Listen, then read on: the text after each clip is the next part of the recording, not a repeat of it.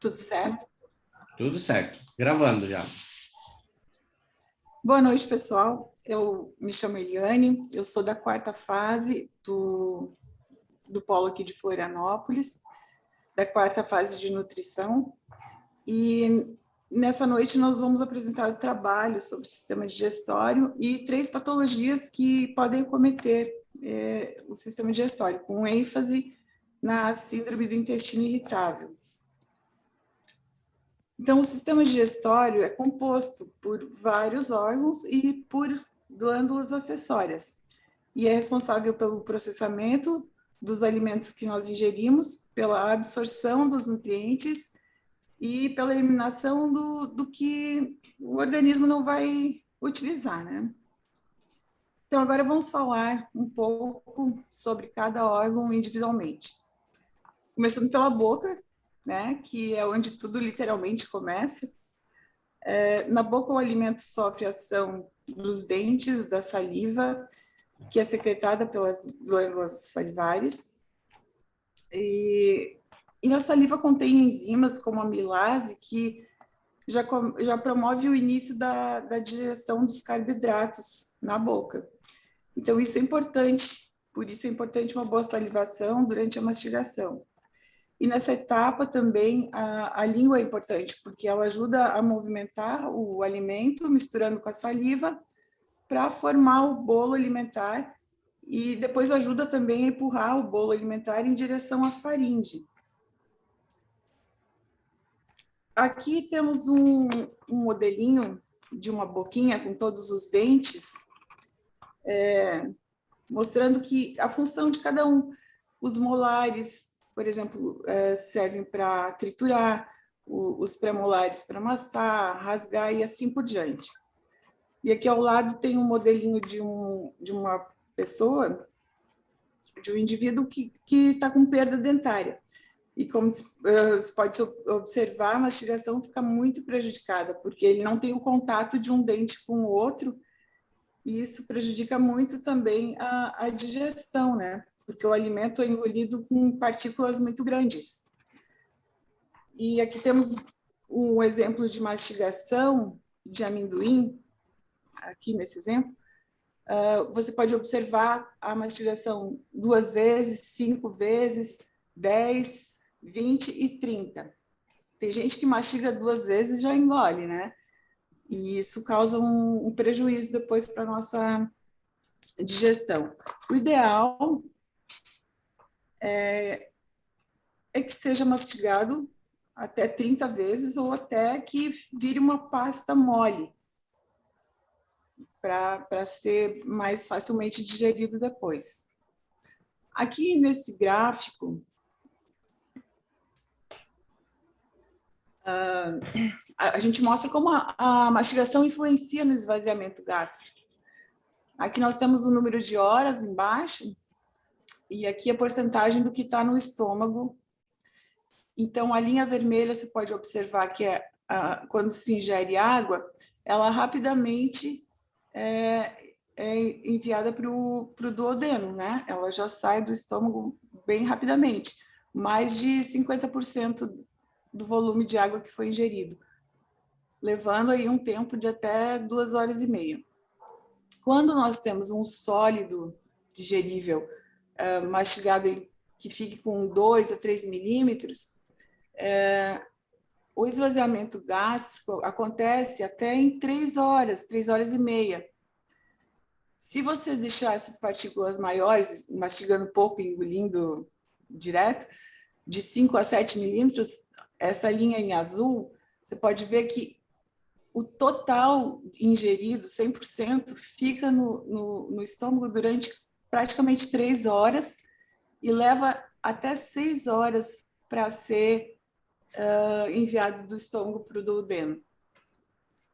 Então, a gente vê como é importante a mastigação, e foi o que o professor falou na quinta dica da apresentação dele.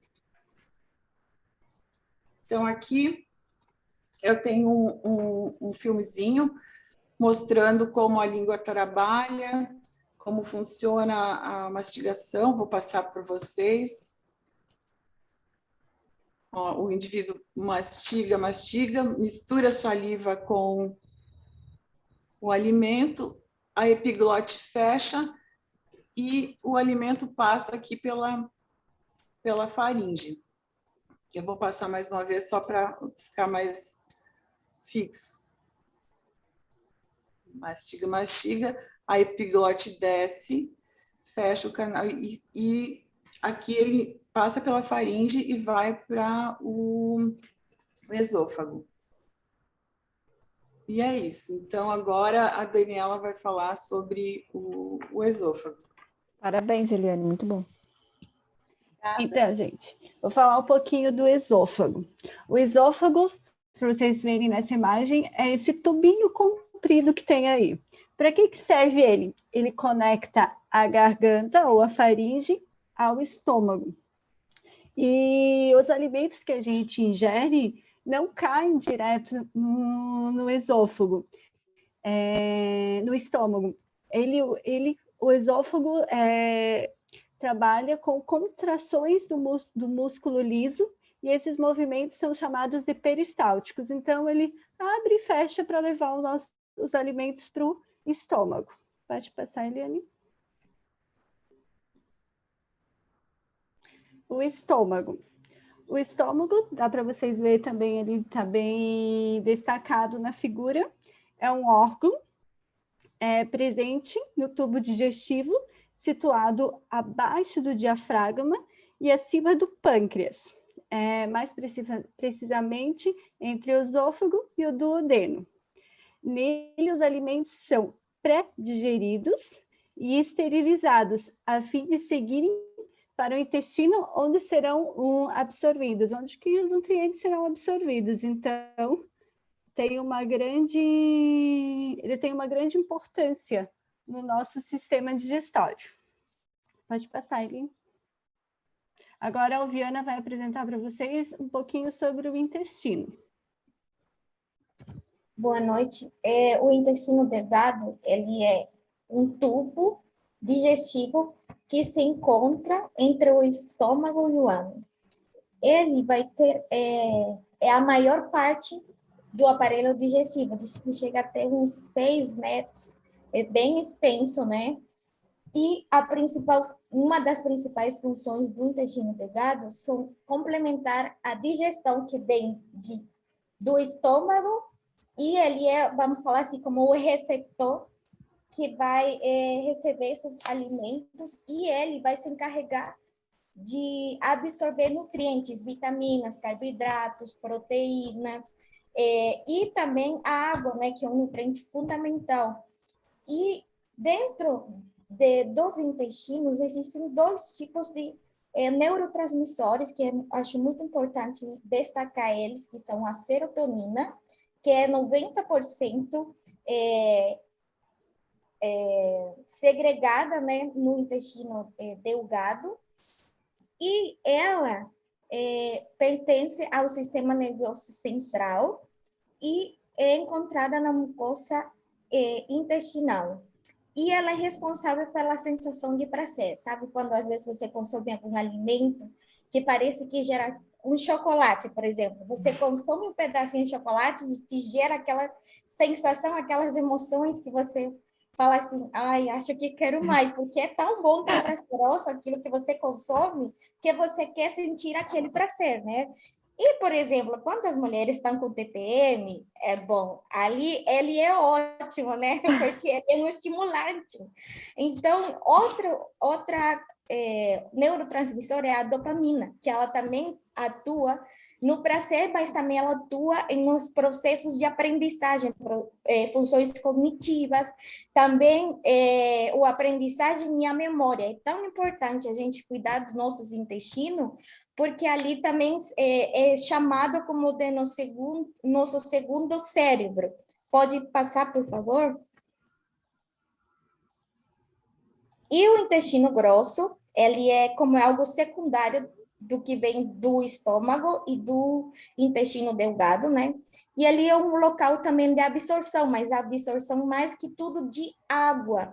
E também ele a a água, tanto a ingerida quanto as das secreções digestivas e de algum nutriente que o intestino delgado não assimilou. Então, nele também acontece o armazenamento e a eliminação dos resíduos da nossa digestão, né? Então, é a formação das fezes fecais e a absorção da água. Pode passar, por favor? Aí, a minha. Concluiu, então, Viana? Isso. Ok, então agora a gente vai passar para as glândulas acessórias. Eu vou começar falando sobre as glândulas salivares, que elas são em 3 pares, as parótidas, as submandibulares e as sublinguais. Então, a composição da saliva, ela é composta 99% de água e também de eletrólitos e íons como cálcio, cloro, potássio, fósforo, magnésio e outros. E contém lubrificantes, que são as mucinas e proteínas ricas em prolina, e compostos antimicrobianos, e várias enzimas que também auxiliam na digestão, como amilase, lipase, ribonuclease e protease. Por exemplo, a digestão dos carboidratos, como eu falei antes, que já começa na boca, com a ação da amilase. A produção de saliva no ser humano varia entre 1 litro e 1,5 litro por dia. A gente nem se dá conta, né, de quanta saliva produz. Por isso, a diminuição da saliva também pode prejudicar a digestão. Existe uma patologia que chama xerostomia, que é uma alteração na quantidade de saliva na boca, que ela pode ser causada pela ingestão de alguns medicamentos ou, por causa da idade avançada, também vai atrofiando as glândulas, né? O câncer na região da cabeça e pescoço, o diabetes também causa bastante secura na boca e outros. Agora, pâncreas é a Dani, né? Oviana. Não, é Oviana.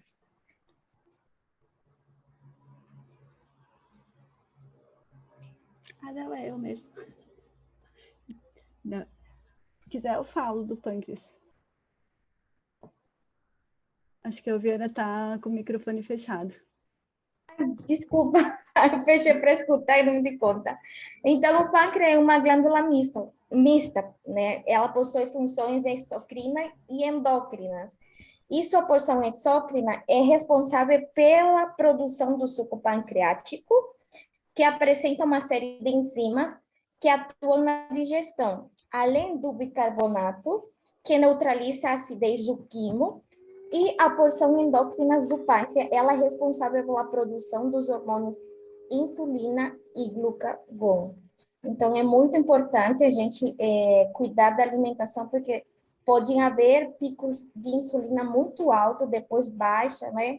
Então, a sensação, às vezes, que a gente, quando consome, por exemplo, muito carboidrato, e a gente fala assim, depois do almoço, ai, acho que me deu um sono, uma soneira, assim, uma leseira. Então, é porque existem uns picos altos do insulina e depois ela baixa. E, às vezes, sentimos a necessidade de consumir muito mais carboidrato e, na realidade, é porque nós precisamos equilibrar nossa alimentação. Pode passar? Então, o fígado. O fígado atua em diversas funções do organismo, porém, na digestão, seu papel é garantir a produção da bile. A bile é essa coisinha verdinha que tem ali no meio do fígado. É uma substância que é armazenada na vesícula biliar e, posteriormente, ela é lançada ao duodeno. A bile funciona como uma espécie de detergente, vamos assim falar, que facilita a ação das enzimas responsáveis pela quebra de gordura. Então, toda a gordura que a gente consome, a bile quem faz essa quebra de gordura, vamos dizer que ela age como um detergente no nosso organismo. Pode passar, ele. Então, e agora a gente vai falar um pouquinho sobre 3 patologias que acometem no sistema digestório, que é o refluxo, a pancreatite e a síndrome do intestino irritável. Pode passar, ele? Então, a doença do refluxo gastroesofágico. Ou todo mundo conhece como doença do refluxo. Essa doença é caracterizada pela volta do ácido estomacal do estômago, as aberturas e relaxamentos transitórios do esfíncter interior do esôfago. Se vocês perceberem nas figuras, um esfíncter está fechado e o outro esfíncter está aberto. Então, quem tem refluxo, o esfíncter ele não fecha, ele se mantém aberto. E isso que causa o refluxo. Esses relaxamentos ocorrem indiretamente da deglutição. Então, não pode ocorrer sem você ter se alimentado, ele continua aberto, como eu falei. E podem estar relacionados com a hipotensação do esfíncter. Outra causa que pode causar isso também é a presença de hérnia de hiato de grande tamanho. Então, se tu tem uma hérnia pequenininha, não vai fazer tanta diferença, mas se ela estiver grande, causa também a parte do refluxo. Pode passar, Eileen? Agora vamos falar da pancreatite. Ela é uma inflamação grave do pâncreas, né, que aparece quando as enzimas digestivas produzidas pelo próprio órgão são liberadas em seu interior, promovendo a sua destruição progressiva e levando ao aparecimento de sinais como dor abdominal forte, enjoos, vômitos, febres, hipotensão. Então, por isso a gente sempre tem que estar bem de olhos, né, quando a gente sentir um desconforto na parte abdominal, porque pode sentir vários quadros, né, que realmente eu mesma, por exemplo, faz uns meses atrás, fiquei com o estômago muito estufado. E eu estava com um problema no intestino. Então, é sempre bom, quando ocorrer alguma inflamação, corre para o médico. Não fica eu vou tomar tal remédio, seja ele natural, seja ele comprado na farmácia, sempre esteja pendente de olhos, observando esses sintomas, porque pode ser, por exemplo, uma pancreatite. Então, quando sentir dor abdominal muito forte, que você não consegue... aliás, qualquer tipo de desconforto, você vai no médico e se apresentar enjoos, vômitos, febre ou hipotensão, corre para o médico, que é muito importante cuidar da nossa saúde. Se puder passar isso. Então, vamos conhecer um pouquinho agora sobre a síndrome do intestino irritável. O que é a síndrome do intestino irritável? Ela afeta os padrões de defecação e causa dor na parte inferior do abdômen.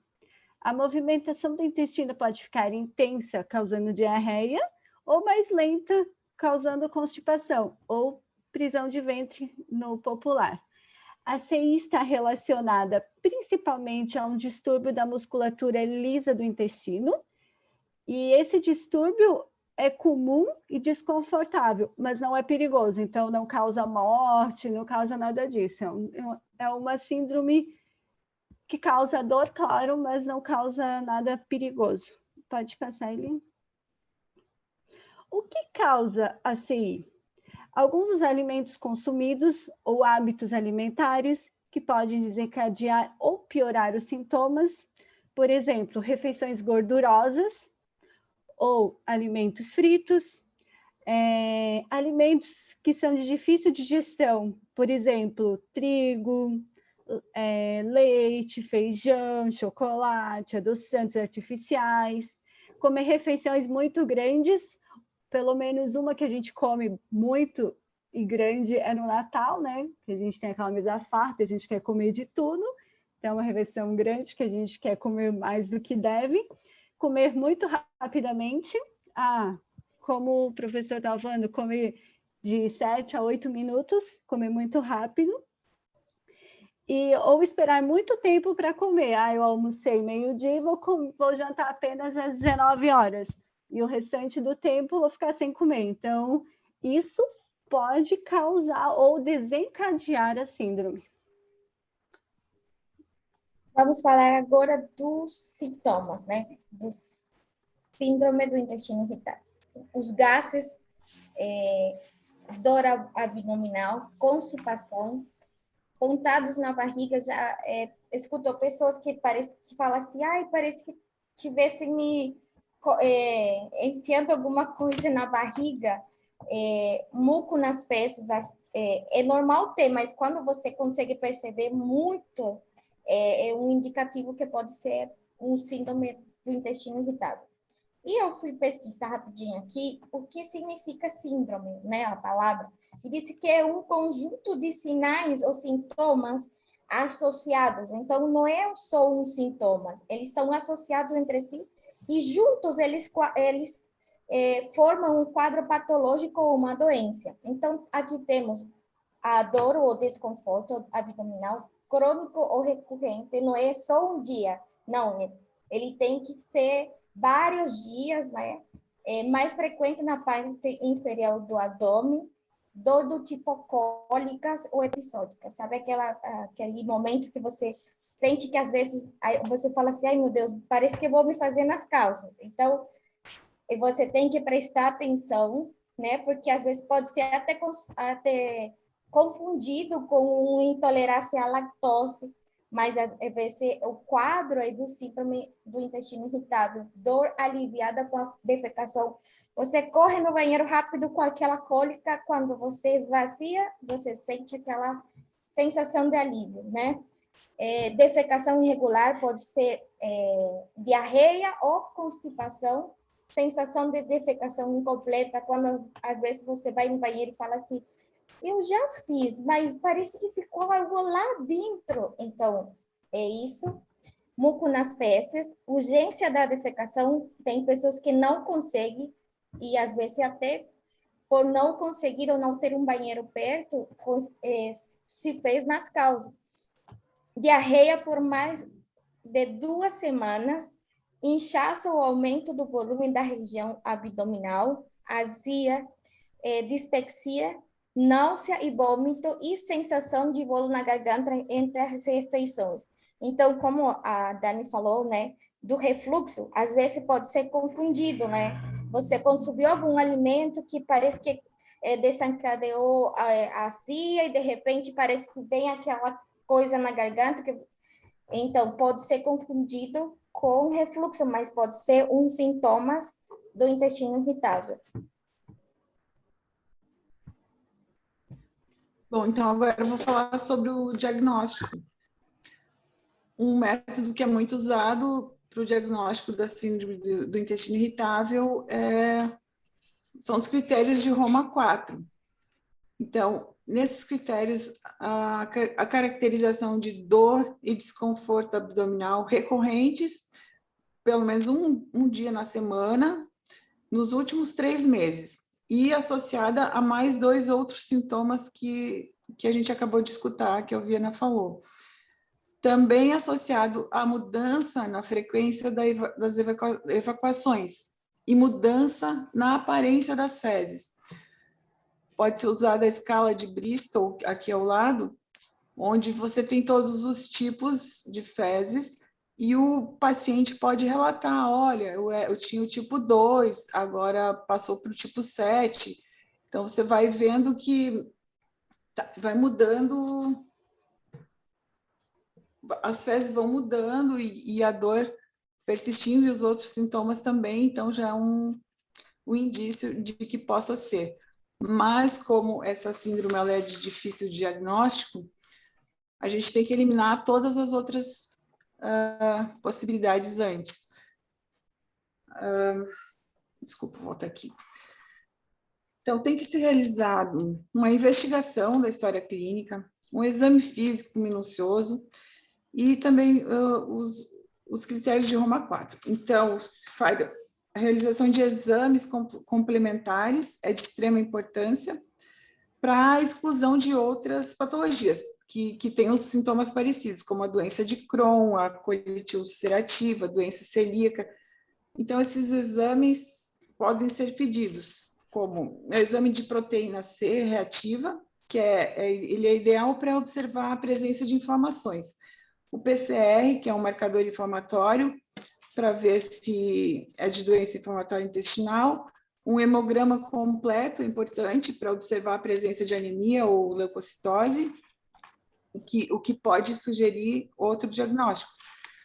Exame sorológico para doença celíaca, alinhado a uma biópsia do duodeno, porque algumas meta-análises recentes, alguns estudos, já estão revelando que uma alta quantidade de pacientes celíacos são confirmados através dessa biópsia. Aí elimina a síndrome do intestino irritável. A colonoscopia também pode ser solicitada para analisar a possibilidade de um câncer. E esses sintomas em pacientes com síndrome do intestino irritável também são presentes em outras patologias, o que torna a realização dos exames complementares extremamente importantes. Diagnóstico feito quando o paciente se enquadra dentro dos critérios de Roma 4 da síndrome do intestino irritável, ausência de doenças autoimunes no histórico familiar e exames complementares, esses exames que são requisitados, vão indicando a ausência de outras doenças. E daí, então, conclui-se que é a síndrome do intestino irritável. E é uma pesquisa bem longa, assim, é bastante tempo de procura para confirmar esse diagnóstico. E o tratamento? Aí o tratamento ele vai ser conforme o perfil do paciente, porque tem paciente que tem a síndrome com muita diarreia e tem paciente constipado. Então, o médico vai ver da necessidade aqui de um anticonstipante ou de um antiespasmódico para quem já tem a diarreia, probióticos, antidepressivos, que podem ser indicados pelo psicólogo e pelo psiquiatra, porque essa doença ela tem um fundo emocional muito grande. A mudança de hábitos alimentares, né? Vai ter que tirar tudo que tem de alimentação fermentativa, que são os FODMAPs. Então, e o nutricionista pode investigar fazendo a retirada e a reintrodução de alimentos dessa lista de FODMAPs para o paciente sentindo quais são os alimentos que causam mais desconforto, que causam sintomas nele. Uma suplementação anti-inflamatória também é muito importante, porque essa pessoa provavelmente está desnutrida, principalmente se ela tiver a síndrome com diarreia, porque dificulta muito a absorção dos nutrientes. Então, pode usar também probióticos, vai ser encaminhada para o proctologista, para ele pedir todos esses exames investigativos, e mudança de estilo de vida, né? Uma readaptação alimentar, uma dieta com baixa ingestão de alimentos, como doces artificiais, legumes e alimentos ricos em lactose, porque isso pode exacerbar os sintomas novamente. E é isso, pessoal. Muito obrigada por vocês terem nos escutado e concluo aqui a nossa apresentação.